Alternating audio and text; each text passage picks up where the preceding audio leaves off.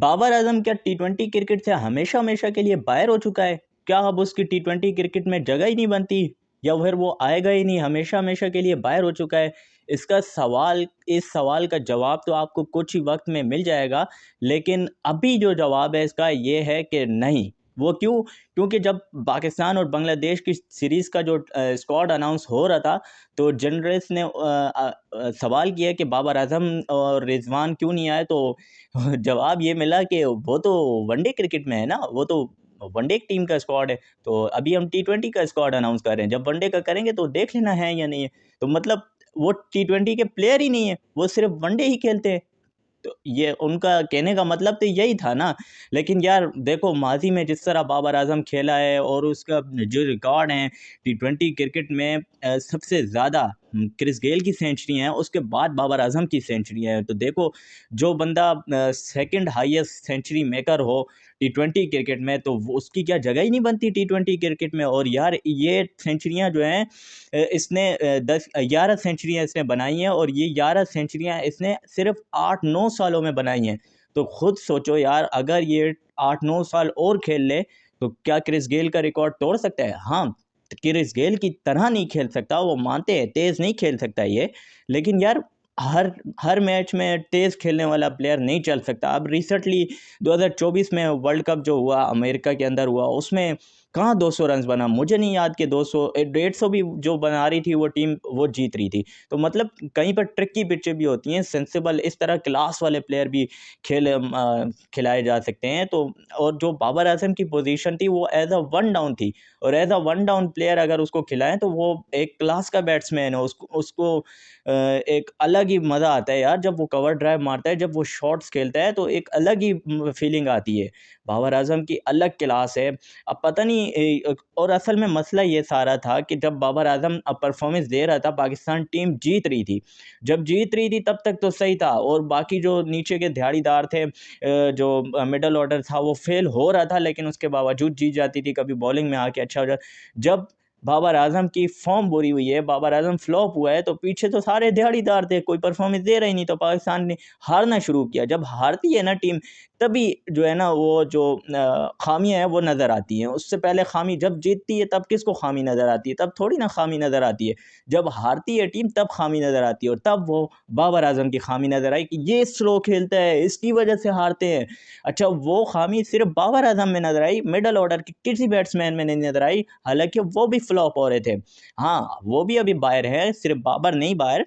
लेकिन बाबर की जगह मेरे नज़दीक अभी भी as a one down player बनती है।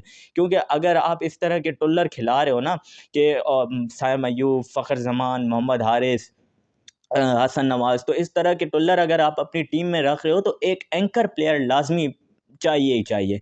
रिजवान को भले ही आप ना डालो टीम में, लेकिन बाबर की जगह बनती है यार। वो एंकर प्लेयर है, वो आपको किसी भी सूरत हाल में आपको एक पोजीशन सेट करके दे सकता है। अब ये जो टीम है ना, इसको आप कुछ भी नहीं कह सकते, ये सारे टुल्लर हैं। चल गए तो आपको 250 भी टारगेट चेज करा देंगे, और ना चले तो इनसे 90 रन भी नहीं बनने।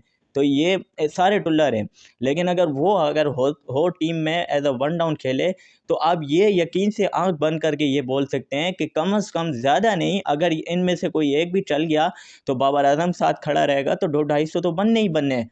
तो ज़ाहिर सी बात है, एक एंड पे अब इनमें से कोई एक तो खड़ा ही हो जाएगा ना। और अगर ना खड़ा हुआ, बिलफर्ज सारे लाइन से जाते, लेकिन एक एंड पे बाबर आजम खड़ा है, तो वो थोड़ी बहुत इज्जत आपको बचा के दे देगा, बॉलिंग के लिए कुछ स्कोर दे देगा।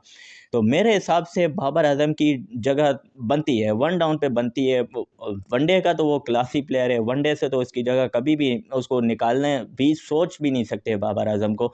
लेकिन टी20 में भी मेरे नज़दीक तो बनती है। अब यूएई में जा रहे हैं, एशिया कप खेलेंगे, तो उधर भी ट्रिकी पिच है, आपको पता लग जाएगा। अभी बांग्लादेश में जा रहे हैं, अभी वहीं पर ही आपको पता लग जाएगा कि कितने, बांग्लादेश में भी मुश्किल से 200 बनेगा एक आदत मैच में। 3 मैच है, 3 में से किसी एक मैच में वो भी मुश्किल से बनेगा, अगर बन भी गया। अव्वल तो बनना ही नहीं है, 200 का स्कोर बनेगा ही नहीं। भाई वो हर जगह एक ही पिच नहीं मिलती है आपको। हाँ, पाकिस्तान में, इंडिया में, इंग्लैंड में इस जगह स्कोर बनते हैं, साउथ अफ्रीका में, न्यूजीलैंड में। तो इस जगह आप इन ऐसी जगहों पर आप इस तरह के स्टाइलिश प्लेयर लेकर जाए तो समझ में आता है, क्योंकि वहाँ स्कोर लगाना होता है, तेज़ खेलना होता है। लेकिन अगर इस तरह की ट्रिकी पिच हो जहाँ पर यूएई की कंडीशन हो गई, बांग्लादेश की कंडीशन हो गई, तो जैसे अभी रिसेंटली वर्ल्ड कप हुआ अमेरिका में, तो इस तरह की कंडीशन में एंकर प्लेयर ही रोल देता है। अब विराट कोहली ने देखो इतना अरसा क्रिकेट खेली है, 16 साल। अब लोग यही बोल रहे हैं कि विराट कोहली भी इसलिए रिटायर हो गया कि मॉडर्न डे। भाई उसकी क्रिकेट ही पूरी हो गई थी ना, इसलिए वो तो वनडे से भी वो तो टेस्ट से भी रिटायर हो गया है। तो वो टेस्ट से क्यों हुआ है भाई? उससे तेज खेला नहीं, टेस्ट में क्या टेस्ट खेलने की ज़रूरत है? अब उसकी क्रिकेट पूरी हो गई है। वरना मेरे नज़दीक अगर कोहली और बाबर ने दोनों ने एक साथ कैरियर स्टार्ट किया होता तो मुझे नहीं लगता कि बाबर आजम सॉरी कोहली भी रिटायरमेंट का ऐलान करता। वो भी खेलता और उसको ज़रूर ये प्रमोट करते और उसके जो फॉर्मर प्लेयर हैं, उसके जो फैन हैं, वो बैक करते। और हमने क्या किया, जब वो फ्लॉप हुआ है तो हमने ट्रोलिंग शुरू कर दी। हमने उसको ट्रोल करना शुरू कर दिया कि ये प्लेयर स्लो खेलता है, इस ये टी20 में इसकी जगह नहीं बनती, ये बहुत स्लो खेलता है, इसका स्ट्राइक रेट कम है। हालाँकि हमको उसको बैक करना चाहिए था और ये देखना चाहिए था कि वो स्लो खेल क्यों रहा है।